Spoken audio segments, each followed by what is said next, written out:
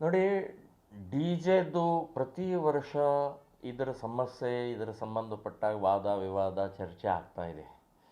ಎಲ್ಲಿವರೆಗೆ ಸುಪ್ರೀಂ ಕೋರ್ಟಿನ ಆರ್ಡರ್ ಮೂಲಕ ಮಸೀದಿಯ ಮೈಕಿನ ಸಂಬಂಧಪಟ್ಟಾಗೆ ನಿಲ್ಲಿಸೋಲ್ವೋ ಅಲ್ಲಿವರೆಗೆ ಡಿ ಜೆಯ ನಿರಂತರ ಇದು ನಡೀತಾ ಇರುತ್ತೆ. ಸೊ ನಾವು ನಮಗೆ ಮಾತ್ರ ಹಿಂದೂಗಳ ದೇವಸ್ಥಾನದ ಹಿಂದೂಗಳ ಹಬ್ಬದಲ್ಲಿ ಮಾತ್ರ ಸುಪ್ರೀಂ ಕೋರ್ಟು ಡಿ ಜೆ ನೆನಪಾಗುತ್ತೆ.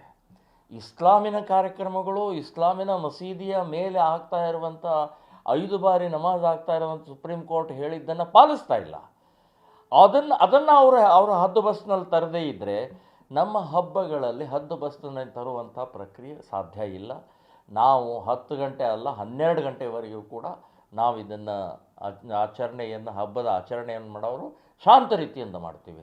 ಅಷ್ಟೇ ಅಲ್ಲ, ಸರ್ಕಾರದ ಎಲ್ಲ ಕಾರ್ಯಕ್ರಮಗಳು, ಹಂಪಿ ಉತ್ಸವ ಇರ್ಬೋದು, ರಾಣಿ ಚೆನ್ನಮ್ಮನ ಉತ್ಸವ ಇರ್ಬೋದು, ಹೀಗೆ ಅನೇಕ ಉತ್ಸವಗಳು ಸರ್ಕಾರದಿಂದ ನಡೆಯುವಂಥ ಕಾರ್ಯಕ್ರಮ ರಾತ್ರಿ 10 ಗಂಟೆ ನಂತರನೇ ಸಾಂಸ್ಕೃತಿಕ ಕಾರ್ಯಕ್ರಮ ಆಗ್ತವೆ. ಮೈಕ್ ಇರುತ್ತೆ, ಹಾಡುಗಳಿರ್ತವೆ, ಡಿ ಜೆ ಇರುತ್ತೆ, ಎಲ್ಲ ಇರುತ್ತೆ.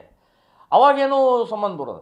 ನಮ್ಮ ಹಿಂದೂ ಹಬ್ಬಗಳು ಮಾತ್ರ ಕಂಡೀಷನ್ ಹಾಕುವಂಥದ್ದು ಸರ್ಕಾರದ ನೀತಿ.